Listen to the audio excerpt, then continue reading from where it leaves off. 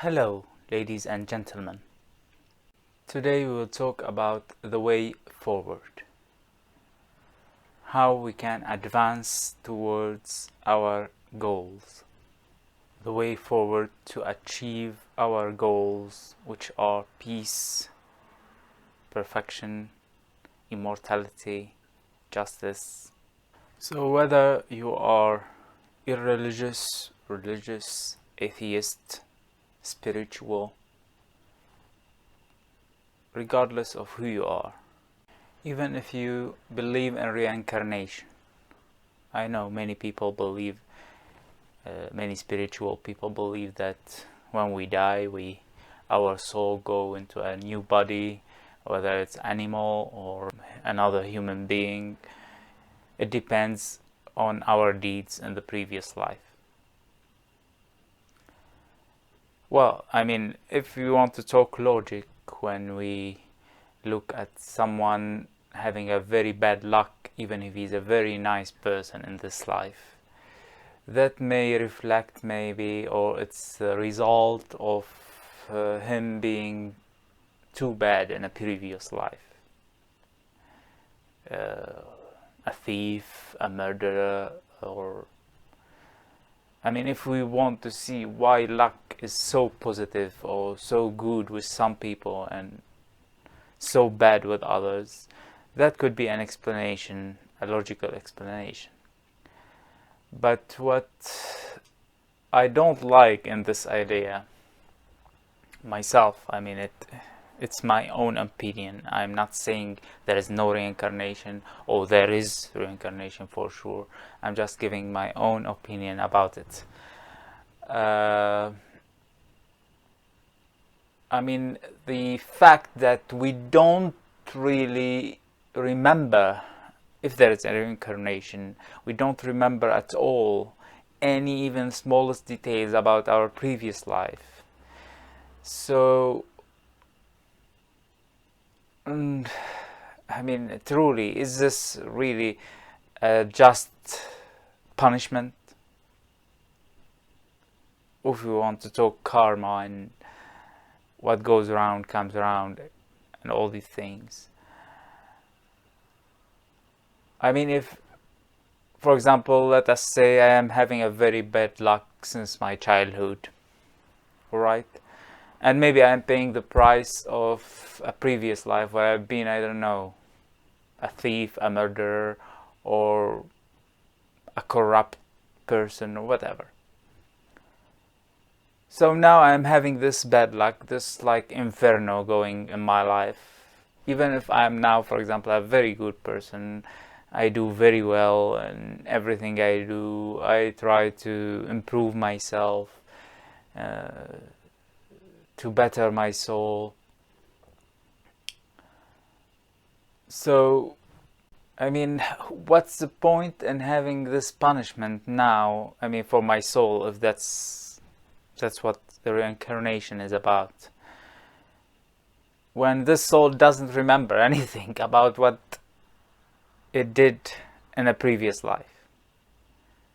I mean, so if I am, for example, let us say someone is a Hitler has been reincarnated into a new person, and this person now is having difficulties because of what Hitler did, but he doesn't remember that he was Hitler.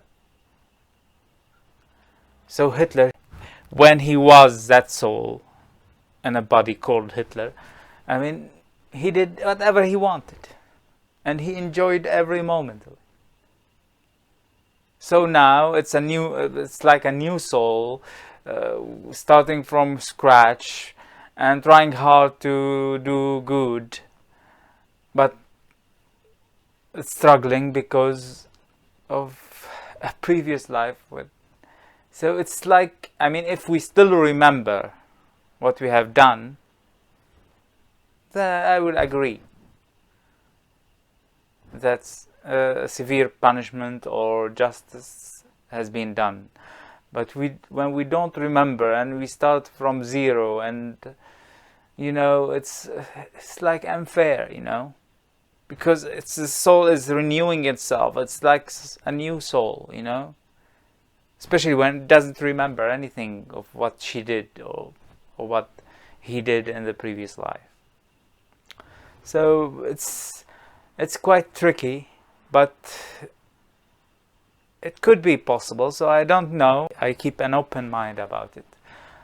But now some people with religious text will, and the religions, I mean the religions that don't believe in reincarnation, for example, Christianity and Islam, even if you are a Muslim, I find it strange because in the Quran there's plenty of contradictions. For example, at some point, for example, there's a verse saying, and we made of them pigs and monkeys and I don't know what else. So what does that mean? The people were shape-shifted into those things during their lives as a humans, or it's the next life. So there's some hints in the Quran about reincarnation. Yet when you read the religious explanations and the religious law text and what the Prophet explained, you don't find anything about reincarnation. However, if you ever attend a funeral of a Muslim person, the Imam who will lead the prayer or the ceremony, the funeral ceremony, he will say, he will ask God to give him a life better than this one, a family better than the one he has, So it looks like, it sounds like someone who's believing deeply in reincarnation, and he believes that this soul is going now to go into another body, and he's asking God to give him a better life, a better family. So we don't know really. I keep an open mind about that. But as I said, what I find not logical about it is that the soul doesn't remember anything about what was going on in its previous lives, and now the person who's having this soul is struggling with his life, even if he's doing very good, deeds, and doing his job to perfection, and and he doesn't harm anyone, he doesn't cheat, he doesn't steal, he doesn't kill, he doesn't do any bad deeds, quite the opposite. So this way I find it a little bit tricky. I don't find it logical that the soul should ignore completely what she did before, and that soul now it's like a new, but however it's paying what she did before. It's quite a little bit not logical for me. Anyway, we're not going now to speak about the reincarnation more than that, but I'm just trying to say, even if you believe in reincarnation and that we come again to this life again in a different physical body, whether it's a human, animal, wherever, I'm saying that if we want, what I said previous in the previous lecture about the humans, if we agree on that the humans, the existence of the humans on this planet should have a purpose, and that purpose is to rule this planet wisely and to have total control, to transform this mortal life into an immortal one, you see. So if we agree on that, even if you believe in reincarnation, that means you are not having any kind of control. The only way,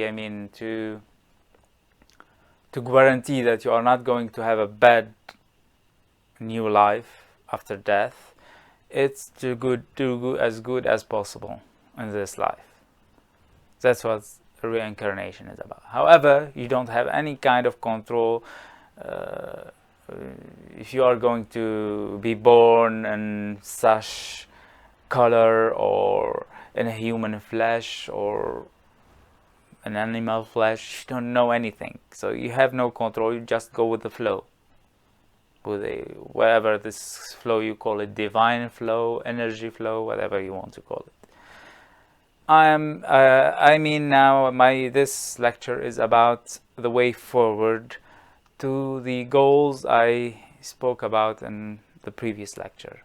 I mean, if we want to take control, to be in control, to become immortal with whatever physical shape we want, you see, to control our fate 100%. That's what I'm trying.